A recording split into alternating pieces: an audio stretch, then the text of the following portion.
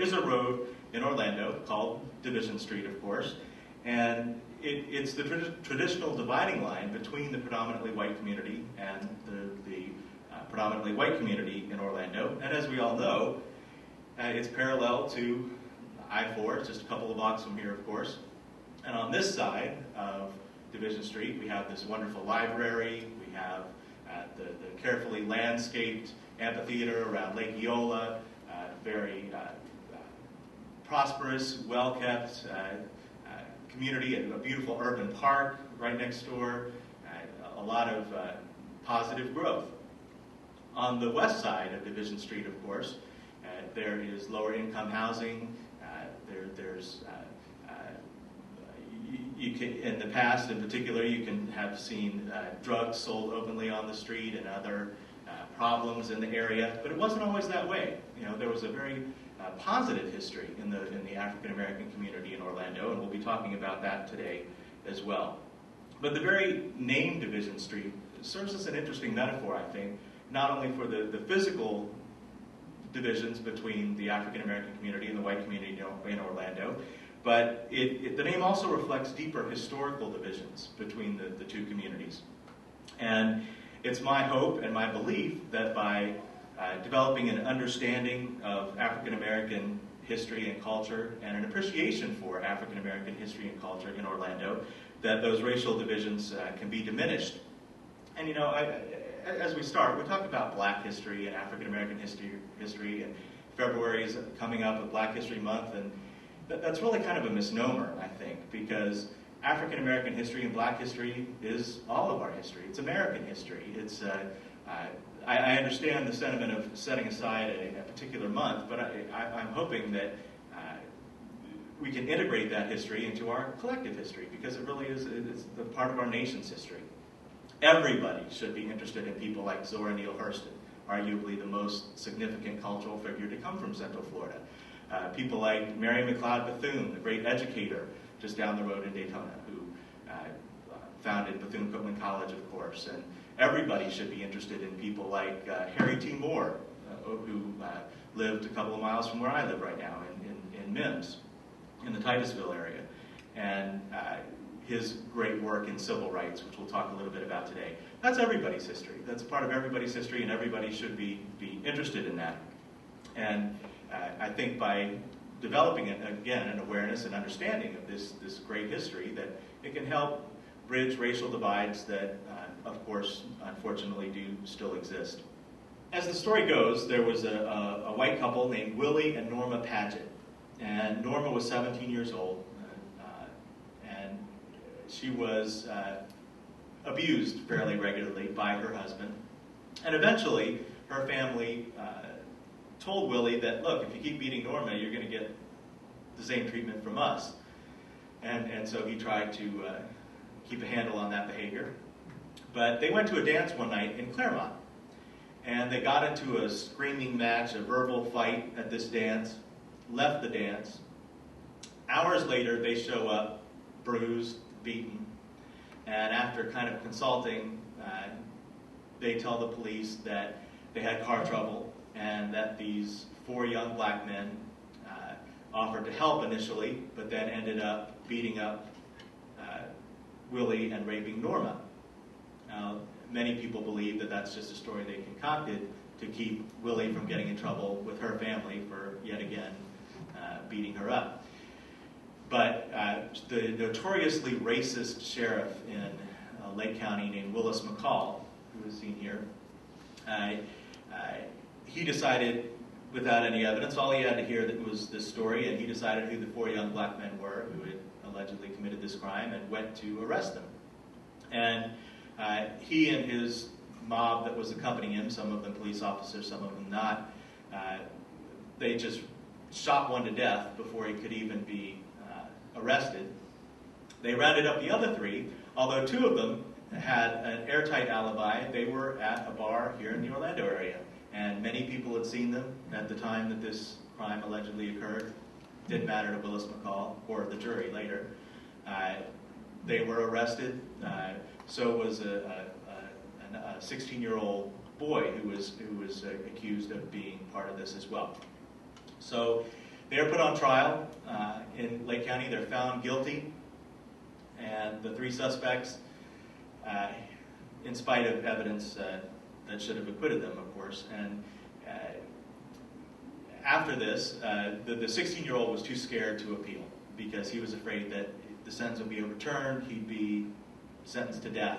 But the other 2 defendants did appeal, and Harry T. Moore was actively involved in this. And in fact, Harry T. Moore brought in for the appeal a young up-and-coming lawyer named Thurgood Marshall, who later, of course, was the great Supreme Court justice. And when Thurgood Marshall came to help with this case, he stayed here in Orlando. And I interviewed, among other people, the woman who, she and her husband, he stayed at their house while Thurgood Marshall was here. He stayed at their house. And it adds a different, interesting perspective because there are some history books you can find stories about Thurgood Marshall and the cases important cases that he did. But she told me about the dinner they had and what he liked for dinner and what he wanted seconds of. And, it just adds a different perspective, with these oral histories that are lost unless they are recorded and transcribed. But also helping with the case, both really before Thurgood Marshall became involved and after, was Paul C. Perkins. And I spoke to his widow, Jackie Perkins, who was very active in the community as well. She was an educator. Also, until recently, until last year or 2, she had Moncho Books downtown too, which was a great bookstore that had books by and about African Americans. But I talked with her about the case as well and Paul C. Perkins' activities. But they did appeal this conviction, and this is Willis McCall. Lying on the ground there are the remaining 2 defendants in this case. One of them is actually still alive. He's pretending to be dead. And he would live to tell a very different story about what happened this evening than Willis McCall. Willis McCall told people that these 2 defendants tried to escape as he was taking them from the jail to the courthouse for their appeal, and he was forced to shoot them. And of course, the survivors said that no, Willis McCall pulled the car over, forced them out, and shot them. And this is Willis McCall that night as being photographed as with the defendants lying there, one of them dead, one of them not. But this was a notorious case that, I talked to some of the lawyers that are still living. Horace Hill, well, actually, he's passed as well, but he, before he did, I interviewed him, and he told me about driving back from Lake County to Orlando and how members of the Klan tried to wave the car over to the side, but they sped on by and made it back to here to Orlando to stay. So it was a harrowing experience for the lawyers involved as well as the defendants. A more positive aspect of local African American history revolves around this building, which is just a couple of blocks away. It's the former Wells-built hotel. And Dr. William Monroe Wells was a prosperous physician. He was one of the community leaders in the African American community in Orlando for many years. He's credited with delivering about half of the African American babies born in Central Florida in the mid-20th century. And he was also an entrepreneur, though, in addition to being a physician. And in 1929, he built the Wells-built Hotel.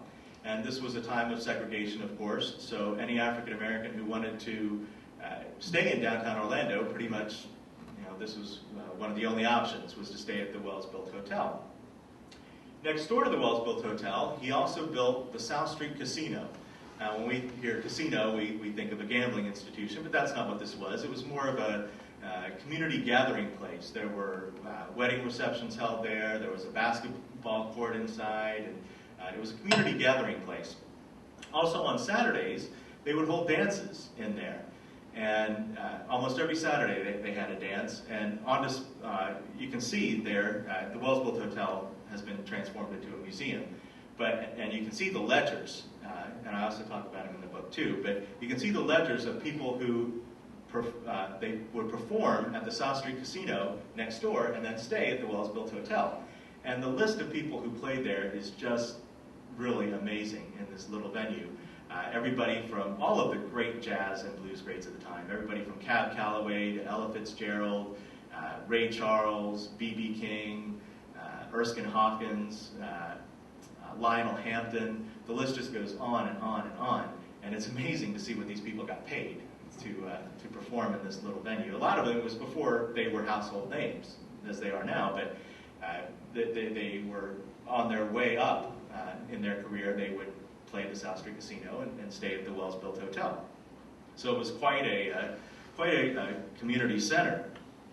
Now, again, the Wells-Built Hotel is kind of a good metaphor for the community as a whole, because it thrived in the mid-20th century, but then in the late 60s and 1970s and 80s, it fell into a state of decline and actually was eventually abandoned. The South Street Casino burned down in 1987, and the Wells-Built Hotel was threatened with demolition as well. In fact, the appraisers gave it a negative value, which means they went and said that the property was worth something, but the building was only worth what it would cost to tear it down. It was a negative value. Whatever it would cost to tear down the building and haul away the bricks was be taken away from the value of the property. They didn't see the value of the building itself. But luckily, a group called the Association to Preserve African American Society, History, and Tradition was formed, and partnered with the Trust for Public Land and bought this building, the Wells-Built Hotel, and have transformed it into the Wells-Built Museum of African American History and Culture. And it's just a few blocks away on South Street. If you haven't been there, I would strongly encourage it. It's a great neighborhood museum. It has a lot of artifacts and exhibits that look not only at the evolution of the African American community in Orlando, but also statewide and regionally. So it's really a great community resource. Of course, just 3 miles down the road is Eatonville. And Eatonville, of course, is historically significant in its own right. Eatonville is the first incorporated African American town entirely governed by African Americans. It was established in 1867, and it makes it the oldest incorporated African American municipality. So it's historically significant in its own right, but it also, again, has a very historic person from there who was well known here in Orlando, Zora Neale Hurston. Is that in the United States or in Florida? In the United States. There are others who have argued that they are the first incorporated African American towns. There's one in Pennsylvania, and there's a couple others, but this is the first one that was entirely governed by African Americans. And Zora Neale Hurston is their most famous citizen. Now, Zora Neale Hurston, of course, the famous writer, folklorist, and anthropologist, arguably the most significant cultural figure to come from our area. She's best known probably for her 1937 novel, Their Eyes Were Watching God, which I'm sure, as you're familiar, is the story of Janie Crawford and her efforts at self-realization. And really paints an interesting picture of our local area at the turn of the last century. Part of the novel also takes place in Miami and has a hurricane, and is really a colorful novel. And she's also well known for her research. She was a college-trained anthropologist and folklorist, and the WPA hired her to go around not only Florida, but also New Orleans and Haiti, collecting folklore and folk tales and folk songs that she documented in several books. She also wrote an autobiography, Dust Tracks on a Road. And if you've read the opening, the very opening of Dust Tracks on a Road describes in elaborate detail what was going on the day that Zora Neale Hurston was born in Eatonville, and talks about people running around and all of these things going on. Well, it's all fiction. She wasn't actually born in Eatonville. She was born in Alabama.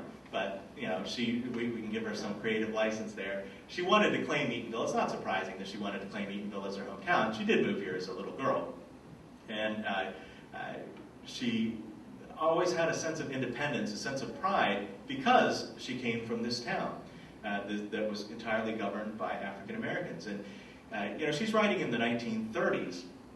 And a lot of her contemporaries didn't like the fact that she was not more angry about what was going on in civil rights during that era, but I think her writings are amazing at the time. She was very confident in who she was and proud of who she was. She, in fact, you can read, one of my favorite writings by her is actually an essay she wrote called How It Feels to Be Colored Me. And she talks about how, if people don't want to associate with me, it's their loss, and she talks about sitting in a jazz club with a white friend and how the white friend is tapping his foot, and, tapping his hand and listening to this jazz music, and she feels sorry for him. And because she's having a total different experience of this music. She's experiencing the music in a way that she can see that her friend isn't. And she's, hearing colors and just having an experience of the jazz music that she can tell he's not. And so she feels sorry for him. And it's interesting in its historical context to see, writing like that. She was really, really amazing and groundbreaking in a lot of ways. Well, we began with this metaphor of Division Street, separating people along racial lines, and hopefully events like the Zora Neale Hurston Festival and the Moore Heritage Festival, and hopefully places like Fort Mose and Fort Christmas and the Wells-Built Museum of African American History and Culture can help us bridge those racial divisions and cross Division Street. And I really appreciate you being here this morning. Thank you very much for your attention. I appreciate it.